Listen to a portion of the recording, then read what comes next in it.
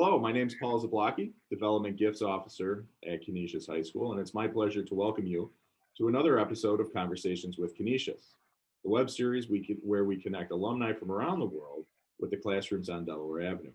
Today, my guest is David Curtin from the class of 1976, and it's my pleasure to welcome you to this virtual conversation.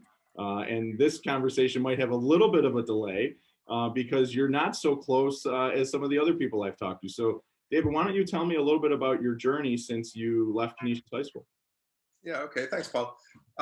Well, after Canisius, I went off to college. I went to Princeton for university, and then went off to Boston College for law school, and worked in Boston for several years as a lawyer in a law firm.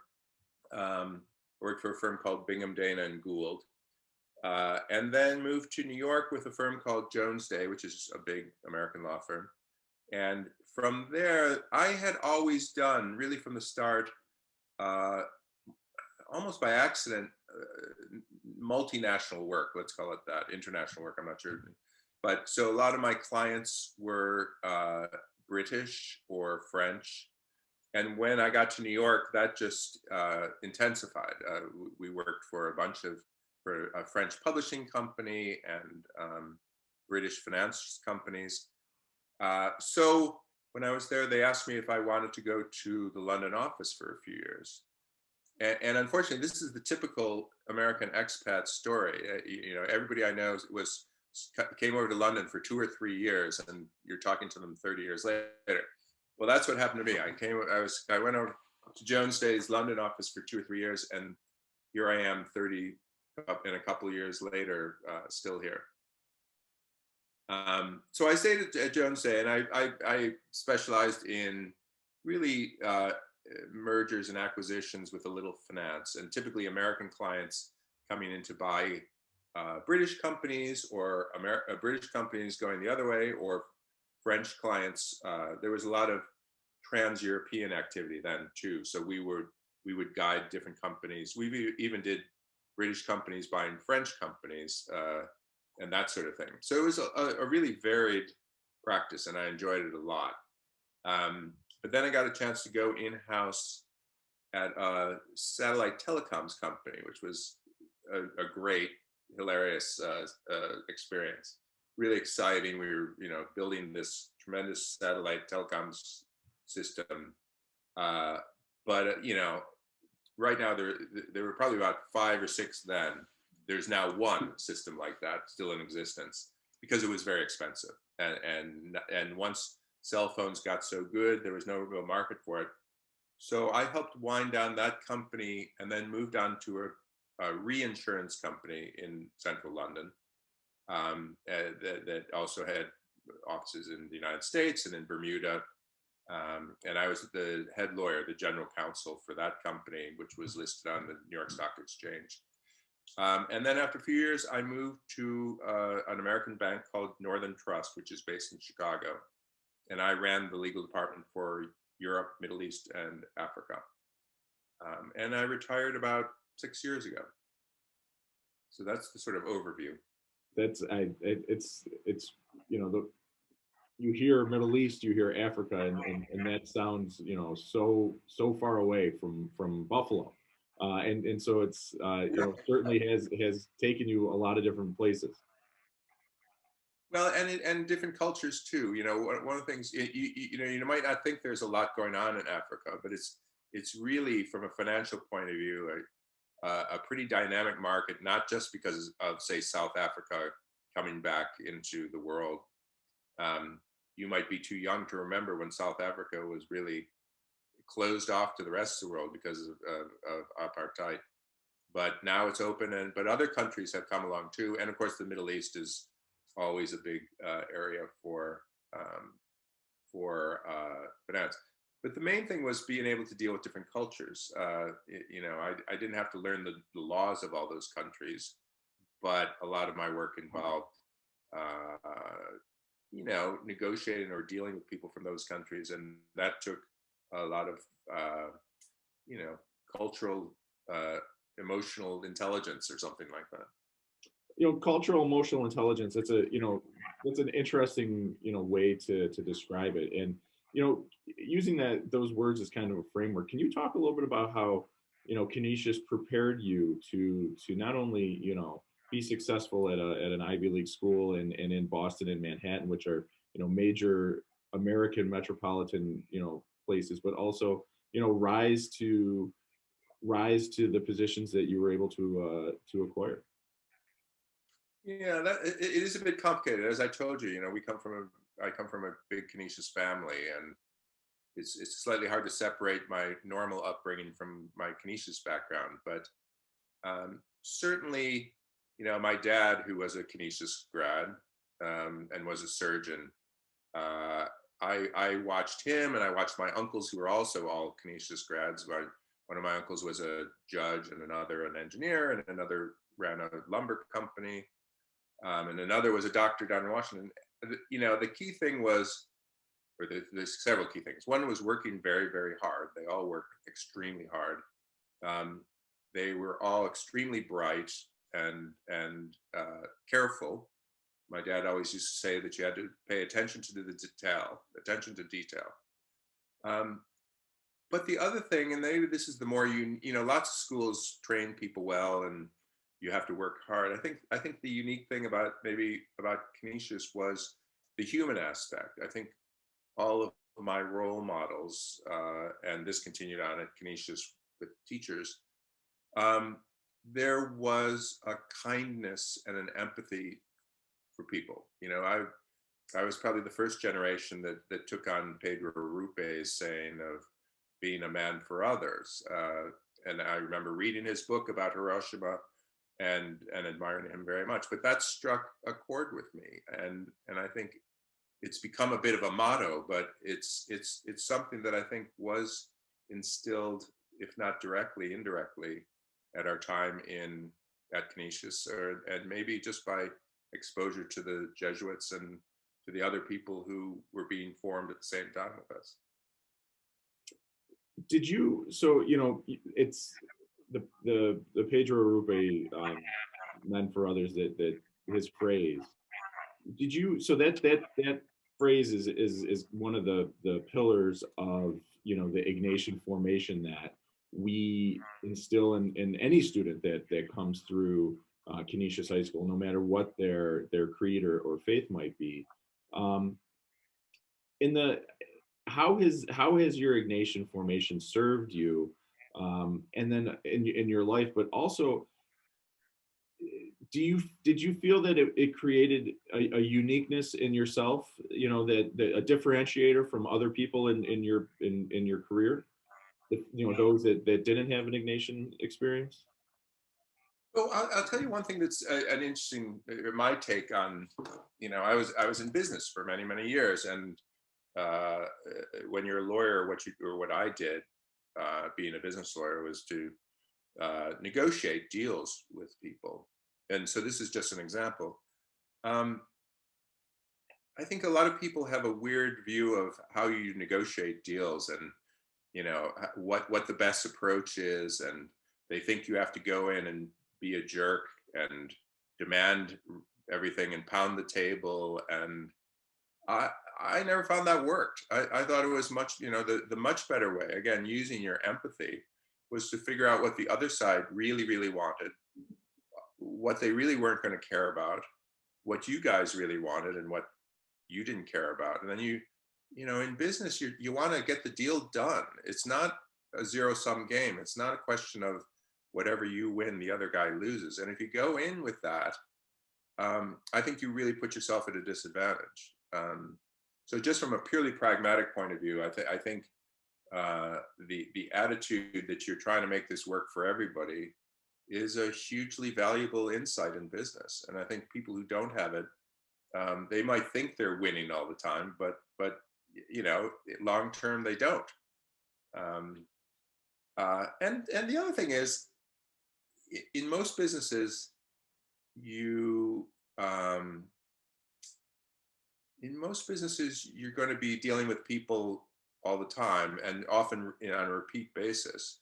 Uh, I used to say that to my younger lawyers, a really good characteristic for a lawyer is to just not be a jerk, so that people don't mind working with you. And so that's can be a very helpful thing.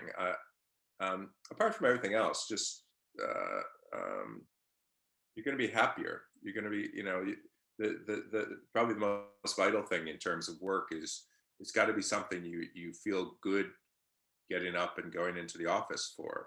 I mean, that's the ideal. Not everybody can do that, but I was very lucky that for the most part, I always had a job that I enjoyed, and more importantly, with the people who were smart and funny and good to be around. And you sort of create that world for yourself in many ways. If you uh, if you can make your life very unpleasant by thinking everybody's out to get you, or that people don't like you or something.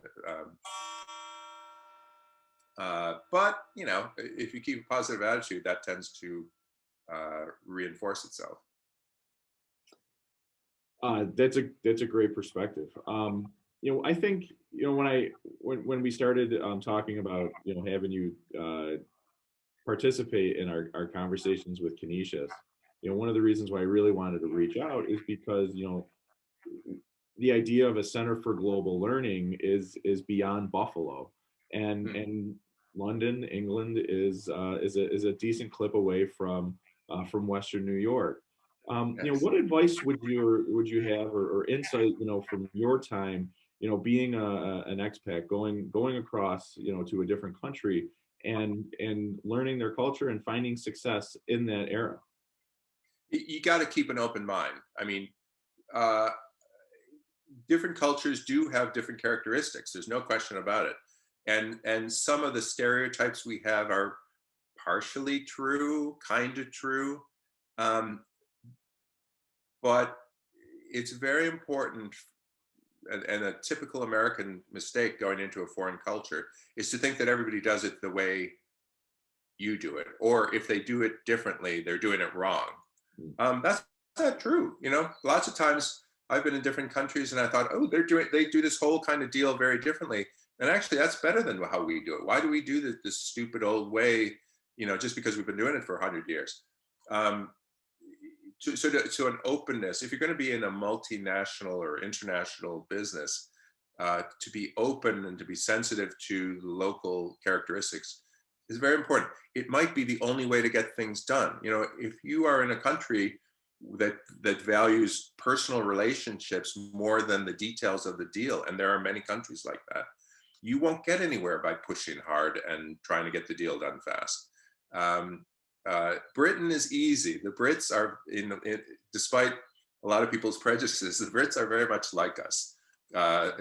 We have sort of the same ways of thinking, and so I found it very easy to make the switch to come here. Other countries in Europe, not so much, and other countries in Asia have very different things. And that's not a criticism of them. It's just something you have to contend with. It is true that say in Japan, you can't just keep rushing things. They want to build a relationship with you before before they want to start doing business with you. Whereas we run in and we say, you've got something I want, I've got something you want, let's do a deal. That's just not how they do it. And you have to be very aware of that. It just means staying open and never getting stuck in some sort of cultural rut. We have a lot of young men at our school who and you remember. I mean, it's a few years ago for myself and for yourself that we were kind of sitting in their seats. But any life advice or tips that you want to offer them as they look at choosing a college and choosing a career and hopes with everything kind of ahead of them. That's always a weird question, because you're basically saying, what did you do wrong? What would you do differently? And you know what though? That type of perspective is valuable. I mean, it is. It's true. It's true. One thing I would say is two things. I think I would say is to the extent you don't be in a rush unless you really have to. You've got this time when you're young And I know I always thought, oh, I've got to keep charging, I've got to keep going. I want to, you've only got so much time to make a career and stuff. If you can take some time to do something you really want to do, if that doesn't necessarily progresses on the academics line, then try to do it if you can do it. And also don't.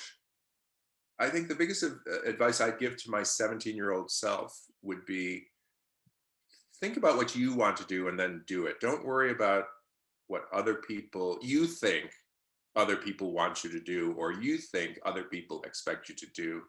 Um, think about what you really have a passion for, what you really enjoy, and follow that. That doesn't necessarily help because I don't know that at 17 I knew exactly what I wanted to do.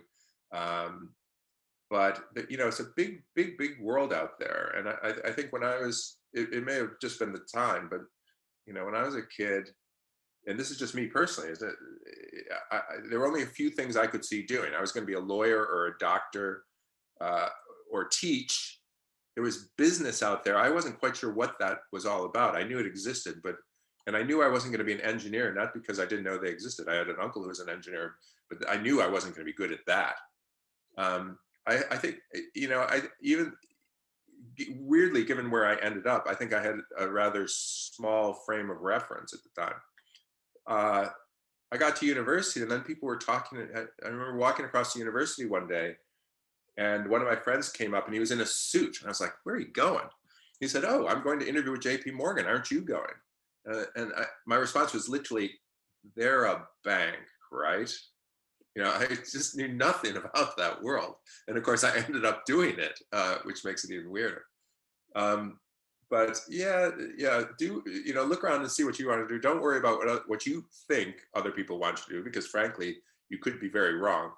And then be open to new experiences. There's lots of great stuff out there, especially now. There are so many job opportunities and careers that didn't exist when I was a kid. And I even still don't know what I talk to my friends' kids and they're doing stuff. I'm not quite sure what they do, but it seems to be fun and lucrative and everything.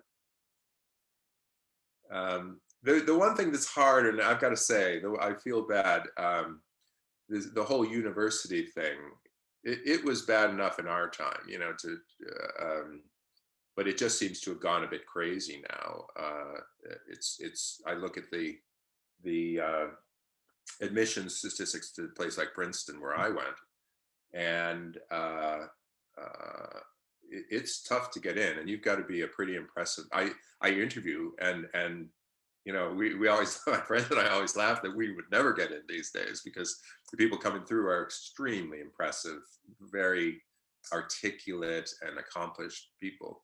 But again, luckily in America, there's so many good universities and so many different things. Again, it's a great time of your life, a good time to explore things, and you just have to look around and see what's going to be a good fit for you and go on. That's the other thing. I sometimes shake my head that, is over here, parents are fretting about whether their kids are going to get into Oxford or Cambridge, or in America, are we going to get our kids into an Ivy League college? It's not for everybody, and it's really hard. It's a lot of work, and there are other places that are better for people. For some people, they'd probably be better off in less of a pressure cooker, where they can glide a bit more into life, and that's not a bad thing. Again, it's trying to make your life fit you rather than doing what you think everybody wants you to do. That's a really great insight, and that's unique to the conversations I've had with our other alumni, and I think that it's a wonderful contribution to this catalog of episodes. So thank you for that insight, and thank you for your very thoughtful and engaging answers today. I really appreciate it, and best of luck to you over in England. And we love to see you next time you come across the pond. Thank you so much. Absolutely. Thanks, Paul. Great.